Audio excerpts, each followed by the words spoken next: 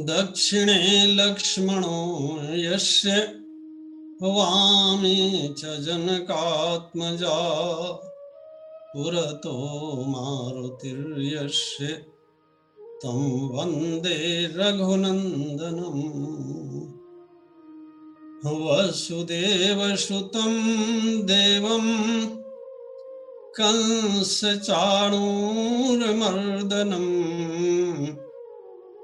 देवकी परमानन्दम् कृष्णं वन्दे जगद्गुरुम्। प्रेम से बोलिए भक्तवत्सल भगवान की जय। वृंदावन बिहारी लाल की जय। आदरणीय संचालक श्री JS पटेल जी, भगवत कथा रस रसिक भगवान के प्रिय भक्तों, श्रद्धामयी देवियों, आइए जो प्रसंग आपके बीच में चल रहा है भगवान की भक्ति से संबंधित, उसी विषय पर आज हम चर्चा करेंगे कि भक्ति किसकी करें। सुनने में आपको थोड़ा सा आश्चर्य लग रहा होगा कि ये भी कोई प्रश्न है। बड़ी सीधी सी बात है कि अगर भक्ति करें तो भगवान की करें और किसकी करें। लेकिन यही मेरे साथ कुछ लोग ऐसे हैं जिन्होंने इस विषय पर प्रश्न किया मेरे से। इसी ग्रुप में जुड़े हुए श्री ओम प्रकाश आर्य जी हैं, जिन्होंने परसों मेरे को फोन किया और मुझसे ये कहा कि ये संशय है थोड़ा सा मन में। आदरणीय बहन इंदु चतुर्वेदी जी ने भी इसी तरह का प्रश्न किया था। तो मुझे ऐसा लगा कि इस विषय पर थोड़ी चर्चा करनी चाहिए, क्योंकि प्रायः हम देखते हैं मंदिरों में अनेक भगवान हैं, सबकी मूर्तियां हैं। हमारे घर में भी जहां कहीं जाते हैं भगवान का एक स्वरूप, उनका एक विग्रह ला करके अपने मंदिर में स्थापित करते हैं। तो इस तरह से कई मूर्तियां हमारे मंदिर में पाई जाती हैं। एक मूर्ति होती तो कोई संशय ना होता, एक भगवान होते तो कोई संशय ना होता, क्योंकि हमारी संस्कृति में और हमारे धर्म में राम जी हैं, भगवान श्री कृष्ण है, दुर्गा मैया हैं, भोलेनाथ भगवान शंकर हैं, हनुमान जी महाराज हैं, ऐसे अनेक देवता हैं। तो हम किसकी भक्ति करें, ये प्रश्न होना नितांत स्वाभाविक है। हमारे बहुत से भाई तो ऐसे हैं, बहुत सी बहनें भी ऐसी हैं जो मुझसे कहती हैं कि एक माला हम शंकर जी का कर लेते हैं, फिर एक माला राम जी का कर लेते हैं, फिर एक माला दुर्गा जी का भी कर लेते हैं, फिर एक माला शंकर जी का ही कर लेते हैं। मैंने उनसे पूछा कि आप सबका क्यों करते हैं, तो उन्होंने कहा कि कोई नाराज ना हो जाए। हमने कहा क्या अपने भगवान को आप बिल्कुल अपने जैसा मानते हैं कि जैसे हम हैं वैसे ही हमारे भगवान है? और भगवान को आप किस रूप में मानते हैं? आपके जो भगवान हैं उनका कौन सा रूप है? शास्त्रों में तो बात बहुत स्पष्ट है, लेकिन इस विषय पर आज चर्चा होना बहुत आवश्यक है।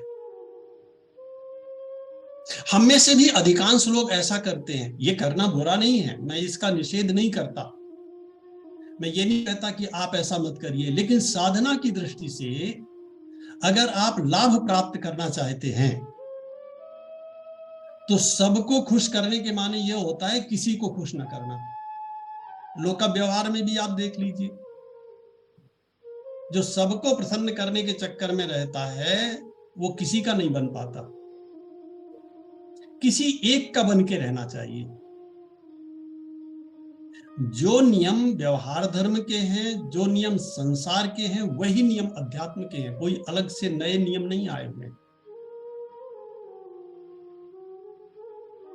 किसी एक का बन के रहना, इसलिए शास्त्र ये कहते हैं कि हमारा एक इष्ट होना चाहिए,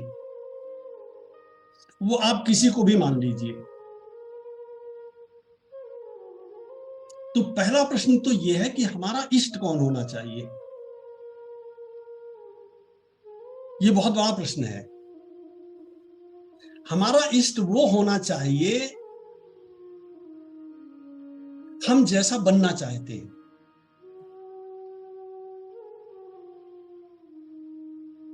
अगर हमारे अंदर त्याग की भावना है, तपश्चर्या की भावना है, वैराग्य की भावना है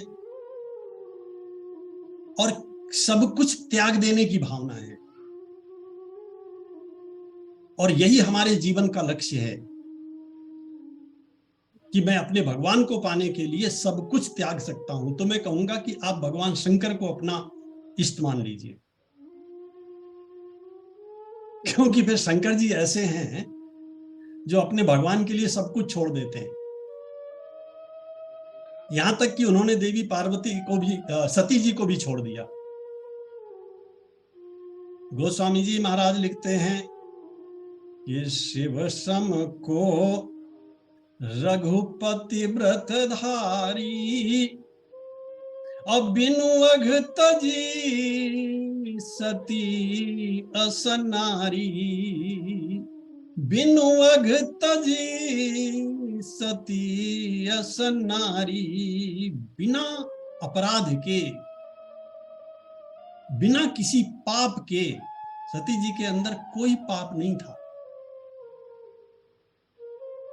केवल सीता का रूप बना लिया, बस इतनी गलती हो गई। इष्ट के प्रति ऐसा दृढ़ संकल्प है भोलेनाथ भगवान शंकर का कि उन्हें संसार में तो कोई नहीं चाहिए, पत्नी भी नहीं चाहिए, और परिवार में उनके है ही कौन जिसका वे त्याग करते। अगर अपने भगवान को पाने के लिए हमारे मन में हम सब कुछ त्याग करने की भावना है और यही हमारे जीवन का लक्ष्य है, मुझे कुछ नहीं चाहिए, मुझे केवल मेरे भगवान चाहिए, तो शंकर जी को अपना इष्ट बना लो।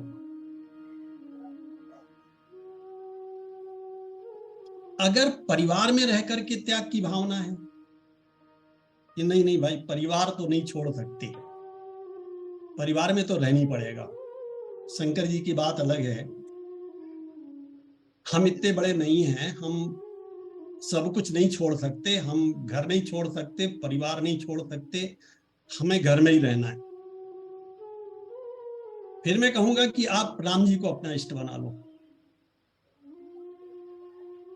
और त्याग की भावना है मन में, तो राम जी का वह जो स्वरूप है, क्योंकि केवल राम जी से बात नहीं बनेगी, राम जी का वह जो स्वरूप है जहां वे अयोध्या का त्याग करके और वनवासी राम का रूप धारण करते हैं,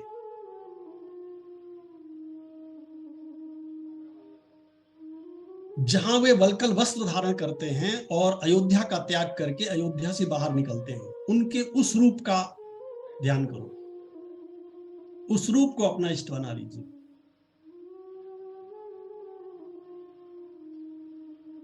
अगर कोई ऐसा कहे कि नहीं नहीं ये भी हमारे बस का नहीं है, हम इतना त्याग भी नहीं कर सकते, क्योंकि हमारे मन में तो बड़ी कामनाएं हैं, बड़ी इच्छाएं हैं, एक के बाद दूसरी इच्छा प्रकट होती रहती है, तो हम कहेंगे कि फिर आप राजा राम को अपना इष्ट बना लीजिए। वनवासी राम को अपना इष्ट बनावें और फिर उनसे मांगे, तो ये ठीक बात नहीं होगी। केवट को भी संकोच हुआ जब राम जी ने कहा कि अब ये कहो कृपालु ले हो उतराई। राम जी ने कहा ये अपनी उतराई लो। ये नहीं कह रहे थे मैं पुरस्कार दे रहा हूं या कोई दान कर रहा हूं, नहीं नहीं, उतराई ले लो। तो केवट ने कहा महाराज मैंने कुछ नियम बनाए हैं, कोई कन्या हो उससे मैं उतराई नहीं लेता, कोई साधु सन्यासी हो उससे भी उतराई नहीं लेता, आपका जो वेश देख रहा हूं मैं, आपसे भी लेने का मेरा मन नहीं कर रहा है, आपसे भी नहीं लूंगा।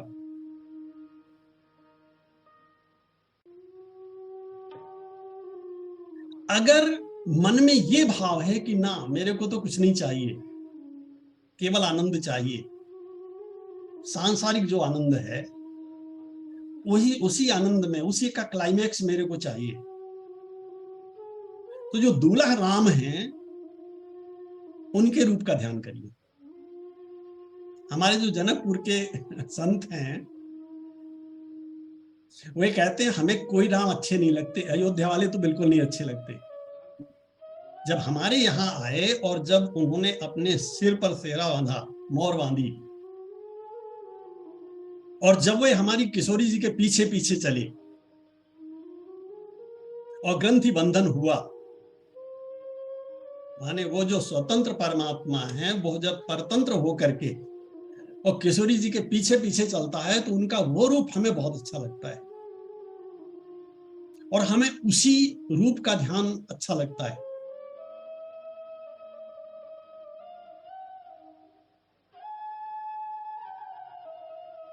ये अनेक मर्यादित रूप हैं, लक्ष्य हमें निश्चित करना है। हमारे जीवन का लक्ष्य क्या है ये कौन निश्चित करेगा? हम कहां स्टैंड करते हैं और हमारे जीवन का लक्ष्य क्या है ये कौन तय करेगा? यही गुरु की आवश्यकता पड़ती है। जैसे होम्योपैथी का चिकित्सक सबसे पहले मरीज की हिस्ट्री लेता है, आप अपना इतिहास बताइए, क्या क्या आपके जीवन में घटित हुआ, इसके बाद मैं आपको दवा दूंगा, फिर आपका इलाज करूंगा। यही काम गुरु करता है। वो देखता है मेरे शिष्य की मानसिक स्थिति क्या है, वो कहाँ स्टैंड करता है, वो बात करता है, आपको क्या चाहिए जीवन में, कैसा लगता है, घर में आनंद आता है या घर को छोड़ने का मन करता है, पूजा में आनंद आता है या घर में जब जन्मोत्सव होता है तब आनंद आता है, या शादी ब्याह में ज्यादा आनंद आता है? ज्यादा आनंद कहाँ आता है? आप ज्यादा सुख कहाँ मिलता है? राम जी अच्छे लगते हैं, कृष्ण भगवान अच्छे लगते हैं, शंकर जी अच्छे लगते हैं, दुर्गा जी अच्छी लगती हैं, कौन से देवता अच्छे लगते हैं, क्यों अच्छे लगते हैं? ऐसे अनेक प्रश्न करके वो शिष्य का परीक्षण करता है, शिष्य की मनोदशा क्या है और उसके जीवन का लक्ष्य क्या हो सकता है। तब वो शिष्य से बात करता है, तुम क्या कर सकते हो, कितना त्याग कर सकते हो, कितना वैराग्य है तुम्हारे जीवन में, भक्ति कितनी है, क्योंकि अनेक जन्म ले चुके हैं हम। सो सबकी मना स्थिति बिल्कुल अलग अलग है। जैसे एक चिकित्सक के पास, एक डॉक्टर के पास मरीज तो अनेक जाते हैं, लेकिन क्या डॉक्टर सबको एक दवा दे देता है? ये जितने मरीज आए हैं क्योंकि सब रोगी हैं तो सबको एक एक ही दवा बांट दिया जाए? हम लोग तो यही करते हैं, चाहे जितने लोग सामने बैठे हों एक ही प्रकार की कथा सुनाते हैं। डॉक्टर तो ऐसा नहीं करता, तो हमें भी ऐसा नहीं करना चाहिए। हम लोगों पे छोड़ देते हैं, आप जानो आपका काम जाने, आपको जो अच्छा लगे, जो समझ में आवे सो आप ले लीजिए, जो समझ में ना आवे आप छोड़ दीजिए। यही गुरु की आवश्यकता पड़ती है। इन अनेक रूपों में वही एक परमात्मा है। वेद का मंत्र है एको देवः सर्वभूतेषु गूढ़ः, सर्वव्यापी सर्वभूतांतरात्मा। वो एक देवता है। इस सृष्टि को बनाने वाला एक है कि अनेक है?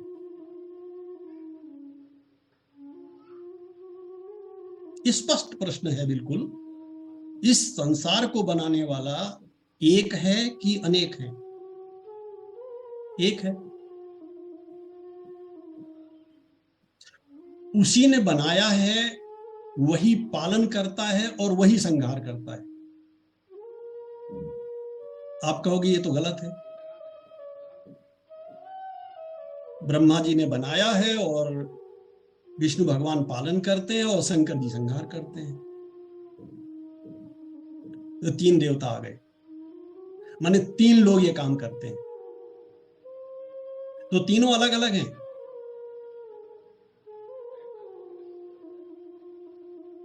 ये लोक व्यवहार में, क्योंकि संसार जैसा है, हमारी बुद्धि जैसी है, हमें समझाने के लिए तीन देवता हमारे सामने प्रस्तुत कर दिए गए। तीनों को शक्ति कहां से मिल रही है? इन तीनों को किसने बनाया? श्रीमद् भागवत का बड़ा प्रसिद्ध प्रसंग है कि जब ब्रह्मा जी हुए तो ब्रह्मा जी भी तपस्या करने लगे। नारद जी तो ब्रह्मा जी के पुत्र हैं। उन्होंने पूछा पिताजी आप किसकी तपस्या कर रहे हैं? आपने तो सारे संसार को बनाया। ब्रह्मा जी ने कहा बेटा तुम मेरे को तो देख रहे हो कि मैंने सारा संसार बनाया, लेकिन तुम ये नहीं देख रहे हो कि मुझे किसने बनाया। जिसने मुझे बनाया मैं उसी की तपस्या कर रहा हूं। शंकर जी भी वही करते हैं, विष्णु भगवान भी वही करते हैं। इनके पास एक एक डिपार्टमेंट है, एक एक प्रकार की शक्ति है, लेकिन ये तीनों शक्तियां किसके पास हैं? जैसे सरकार को चलाने के लिए अलग अलग व्यक्तियों को अलग अलग विभाग दे दिए जाते हैं और वे अपना अपना काम करते हैं, लेकिन गवर्न किसी एक से होते हैं, या स्वतंत्र शक्तियां उनके पास हैं। उनके ऊपर बैठा हुआ है जो, वो जिस दिन चाहे उस दिन इस्तीफा ले ले, और इस्तीफा ना दे तो जबरदस्ती निकाल के बाहर कर दे। ऐसी कथाएं हमारे पुराणों में हैं। तो देवता तो एक है, एको देवा सर्वभूतेषु गूढ़ा। उसके ये अनेक रूप हैं। हमें आपको जो रूप पसंद हो, ये स्वतंत्रता है, लेकिन ये देखने के लिए हैं। जैसे स्त्री के लिए कहा जाता है कि वो पति में परमात्मा की भावना करे, परमात्मा की भावना करे कि पति को ही परमात्मा मान ले। दोनों बातें आती हैं। एक बार ये भी कहा जाता है कि पति को ही परमात्मा मान ले, और फिर ये भी कहा जाता है कि पति में परमात्मा की भावना करे। आरंभ में तो मान ले। जैसे प्राइमरी के विद्यार्थी को यह कहा जाता है कि आ माने आम होता है, ई माने इमली होती है। आप भी जानते हैं आ माने आम नहीं होता, ई माने इमली नहीं होती। उसे आ सिखाना है, ई सिखाना है, इसलिए उसे बताया जाता है आरंभ में कि आ माने आम होता है। दरअसल आम नहीं होता, बिल्कुल आ अलग होता है। आ वर्ण है, आम वृक्ष है, दोनों का कोई मेल नहीं। आ सिखाना है, आम वो जानता है अच्छी तरह से। ये केवल बताया जाता है और बाद में आम और इमली पता नहीं कहां चले जाते हैं, फिर जिंदगी भर वो सामने नहीं आते। वर्णों से व्यवहार होने लगता है। तो पति में परमात्मा की बात जब कही जाती है तो वो केवल उसे सिखाने की बात है किसी माध्यम से, एक माध्यम दे करके, एक स्थूल रूप दे करके उसे ये बताया जा रहा है कहीं से शुरुआत कर दो तुम, और बाद में फिर भावना करने की बात की जाती है। भावना व्यापक होती है, वो भावना फिर विषय तो हट जाता है सामने से, जैसे आम हट जाता है, इमली हट जाती है, केवल वर्ण रह जाते हैं, ऐसे ही पति तो हट जाता है और वह जो परम पति है वो सामने आ जाता है। जैसे जैसे व्यक्ति बड़ा होता है वैसे वैसे उसे आगे आगे की कक्षाओं में वह जो मूल विषय है वो मूल विषय बता दिया जाता है। और मूल विषय क्या है? आप रामचरितमानस में आइए, भगवान जिस रूप में महाराज मनु और शत्रुपा के सामने प्रकट हुए, उसी रूप में माता कौशल्या के सामने प्रकट हुए, और ठीक उसी रूप में वे वसुदेव और देवकी के सामने प्रकट होते हैं। जिस समय भगवान माता कौशल्या के सामने प्रकट हुए, शब्द देखिए, भय प्रगट कृपाला दीन दयाला कौशल्या हितकारी हर्षित महतारी मुनि मनहारी अद्भुत रूप निहारी। अद्भुत रूप। और श्रीमद् भागवत में क्या लिखा है? जब वसुदेव और देवकी के सामने भगवान प्रकट हुए तो तमद्भुतम, वही शब्द है, तमद्भुतम बालकमंबुजे क्षणम चतुर्भुजम शंख गदायुधायुधम।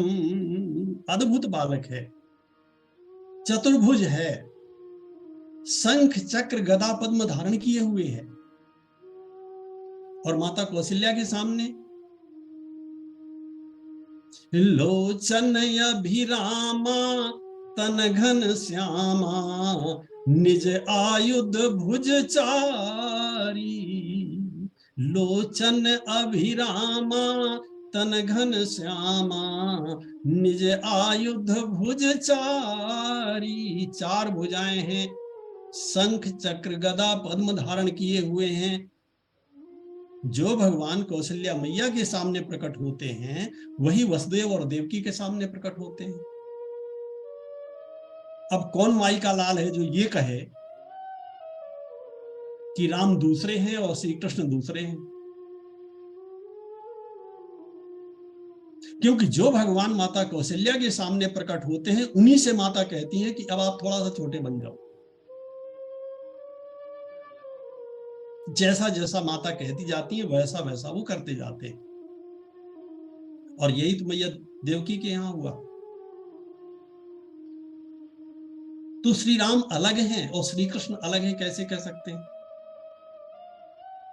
रही रूप की बात, कोई कह सकता है कि साहब राम जी देखने में अलग लगते हैं, श्री कृष्ण देखने में अलग लगते हैं, तो हम कहेंगे आप अपने बचपन का रूप देख लो, बचपन के रूप में आप दूसरे लगते हो, इस समय दूसरे लगते हो, तो आप तो बिल्कुल नहीं हो वो।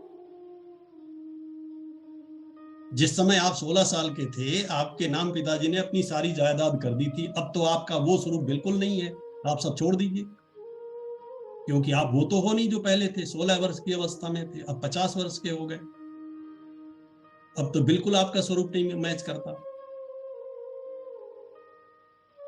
अगर भगवान का रूप अलग अलग है तो आपका रूप कौन सा एक है?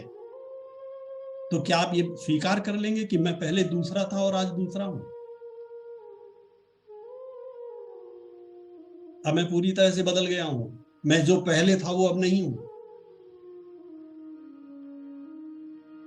गोस्वामी जी महाराज लिखते हैं, जाकी रही भावना जैसी अप्रभु मूर्ति देखी तिन तैसी। ये चमत्कार अनेक बार होता है, श्रीमद् भागवत में भी होता है और रामचरितमानस में भी होता है।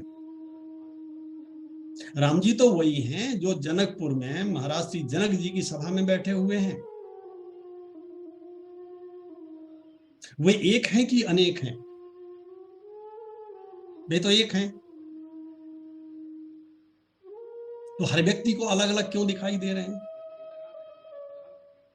देखहि रूप महारन धीरा, अमनो वीर रस धरे शरीरा, और डरे कुटिल नृप प्रभु ही निहारी, मनहु भयानक मूरत भारी, रहे असुर छल छोनि प्रवेशा, तिन प्रभु प्रगट काल सम देखा, हरि भगतन देखे दो भाई, और नरभूषण लोचन सुखदाई।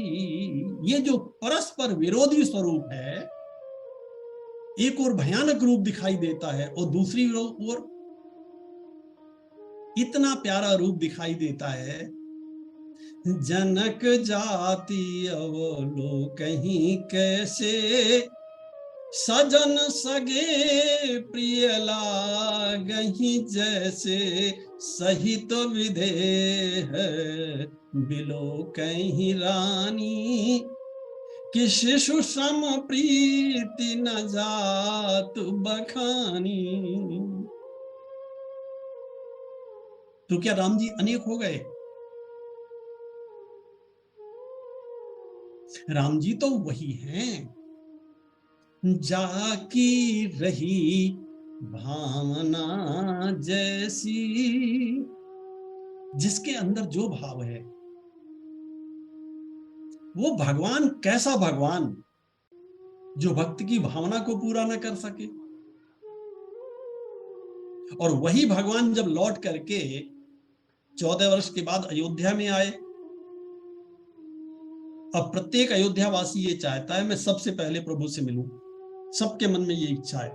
14 वर्ष बाद मिल रहे हैं। भगवान ने कहा तुम्हारी यही इच्छा है कि मैं सबसे पहले राम जी से मिलूं, तो मैं सबसे पहले तुमसे मिलूंगा। जितने अयोध्यावासी हैं भगवान ने उतने रूप बना लिए। गोस्वामी जी लिखते हैं कि अमित रूप। कितने रूप बनाए? बोले जितने अयोध्यावासी थे। अमित रूप प्रगटे तेहि काला, और यथा योग मेले सबहि कृपाला, छिन मह सबहि। कितना समय लगा?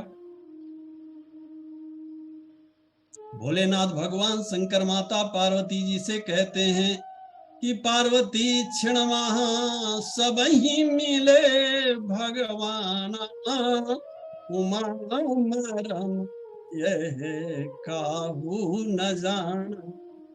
एक क्षण में मेरे प्रभु सबसे मिले, और इस बात को कोई अयोध्यावासी नहीं समझ पाया। वो कैसा भगवान और कैसी भगवत्ता, जो भक्ति की इच्छा को पूरी ना कर सके, जो भक्त को उसकी भावना के अनुसार उसे दर्शन न दे सके, और जो भक्त को डूबते हुए संसार सागर से उठा करके बाहर न निकाल सके। इसीलिए भगवान श्री कृष्ण कहते हैं तेषाम अहम समुद्धरता मृत्यु संसार सागरात। ये जो मेरा अंश है, जो मेरा है और केवल मेरा है, हम किसी और के कभी थे क्या? हो भी सकते हैं क्या? न थे, न हैं, न हो सकते हैं। इसीलिए भगवान कहते हैं ये मेरी जिम्मेदारी है, बस एक बार, केवल एक बार मेरे पास आ जा।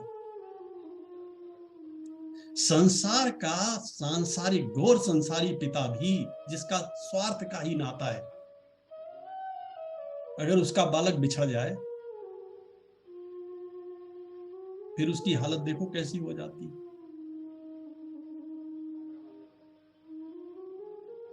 भगवान तो मिलने के लिए आतुर हैं हर जीव से। जीव उनकी तरफ पीठ किए खड़ा है। अब पूरी तरह से वाणी से कुछ भी बोल दे, पूरी तरह से संसार की तरफ मुख किए हुए।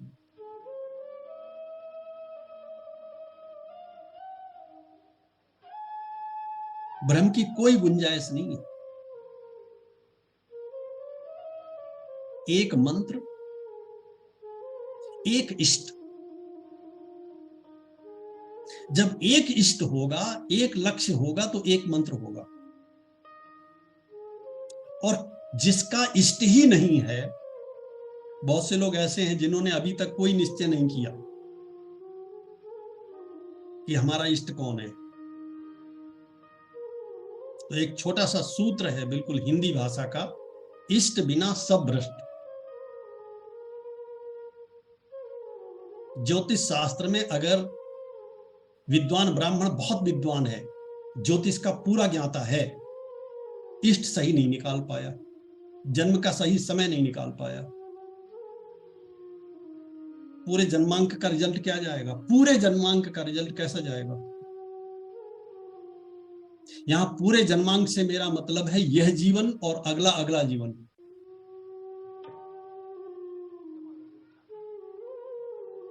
क्योंकि हम अपना इष्ट तय नहीं कर पाए, अपना लक्ष्य तय नहीं कर पाए कि हमारा लक्ष्य क्या है। परम पूज्य शंकराचार्य जी महाराज अपनी भाषा में बड़ी प्यारी बात कहते थे। आज के आदमी से पूछो तुम्हारे जीवन का इष्ट क्या है, तुम्हारे जीवन का लक्ष्य क्या है, वो कहता है होटलों में खाना और अस्पतालों में मर जाना। इतना ही जीवन रह गया जी। ऐसा नहीं होना चाहिए। सबसे पहले किसी योग्य गुरु की शरण में जाना चाहिए। इसीलिए यही भाई रोग है और डॉक्टर के पास नहीं जाएंगे, या तो ये कहिए कि रोग नहीं है। क्या कोई कह सकता है कि मेरे जीवन में कोई ऐसा मानसिक रोग नहीं है, मेरा मन पूरी तरह से निर्मल है? पूरी तरह से निर्मल है तो बहुत अच्छी बात है, तब तो आप भगवान को प्राप्त हैं। लेकिन अगर ऐसा नहीं है, तब किसी तपस्वी गुरु के शरण में जाना चाहिए। किस गुरु की शरण में जाएं? तद्विधि प्रणिपातेन परिप्रश्नेन सेवया उपदेक्षन्ति ते ज्ञानम ज्ञानिनः तत्वदर्शिनः। तद्विधि प्रणिपातेन, उस परमात्मा को जानो प्रणिपात के द्वारा, परिप्रश्न के द्वारा, और सेवया, बहुत महत्वपूर्ण बात है, सेवा के द्वारा। श्रीमद् भागवत में भरत जी राजा रघुगण को उपदेश करते हैं और उस उपदेश में ये कहते हैं कि रघुगणैः तत्तपसा न याति। हे रघुगण, वो जो परमात्मा है, उस परमात्मा को आप बहुत तपस्या करते रहो तो मिल जाएगा? नहीं मिलेगा। न विद्या, विद्या से भी नहीं मिलेगा। न बहुना श्रुतेन, बहुत अधिक वेद पढ़ लो तो भी नहीं मिलेगा। और सबसे अंत में वो लिखते हैं, एक शब्द कहते हैं, बिना महत्पाद रजोभिषेकम। जब तक महापुरुषों की चरणों की धूल अपने मस्तक पर नहीं लगाओगे, तब तक नहीं मिलेगा। और तुलसीदास जी भी यही लिखते हैं, गुरु पद रज मृदु मंजुल अंजन, नयन अमीय दृग दोष विभंजन। एक बार मुझसे किसी अध्यापक ने पूछा था गीता की क्लास में कि भगवान श्री कृष्ण ने उपदेश किया अर्जुन को और दिव्य नेत्र दे दिए, तो हमें दिव्य नेत्र कौन देगा? तो मैंने कहा, गोस्वामी जी ने लिखा है ना, तेहि कर विमल विवेक विलोचन।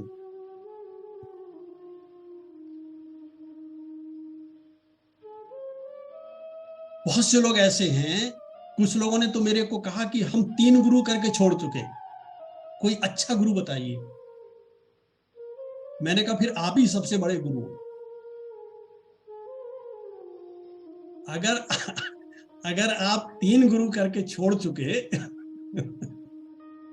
तो फिर मैं आपका वंदन करता हूं, आपको प्रणाम करता हूं, क्योंकि आपसे बड़ा गुरु और कौन हो सकता है? जो 3 गुरु छोड़ चुका हो वही बता सकता है। मैंने कहा मैं तो नहीं बता सकता, आप मेरे को बताओ ऐसे किसी गुरु का पता अगर आपको मालूम हो तो। मैं ये भी नहीं कहता, इसका अर्थ ये भी नहीं है कि आंख बंद करके गुरु कर लेना चाहिए। श्रोत्रियम ब्रह्मनिष्ठम गुरुम उपसृत तम अनुसरति, ये वेदांत में लिखा है। श्रोत्रियम ब्रह्मनिष्ठम, जो श्रोत्रिय हो अब्रह्मनिष्ठ हो। श्रोत्रिय शब्द का अर्थ होता है जन्मना जायते विप्रह, जो जन्म से ब्राह्मण हो। अब ध्यान से सुनिएगा। संस्कारा द्विज उच्यते, इस श्लोक को भ्रष्ट किया गया है और कहीं कहीं आपको लिखा मिल जाएगा जन्मना जायते शूद्र। इस पर मैंने बहुत बात की है लोगों से और बहुत चर्चा हो चुकी है, मैं उस विवाद में नहीं जाना चाहता। जन्मना जायते विप्रह संस्कारा द्विज उच्यते, जो जन्म से ब्राह्मण हो, संस्कार भी जिसका हुआ हो, और विद्यायाति विप्रत्वम, और जिसमें ज्ञान हो।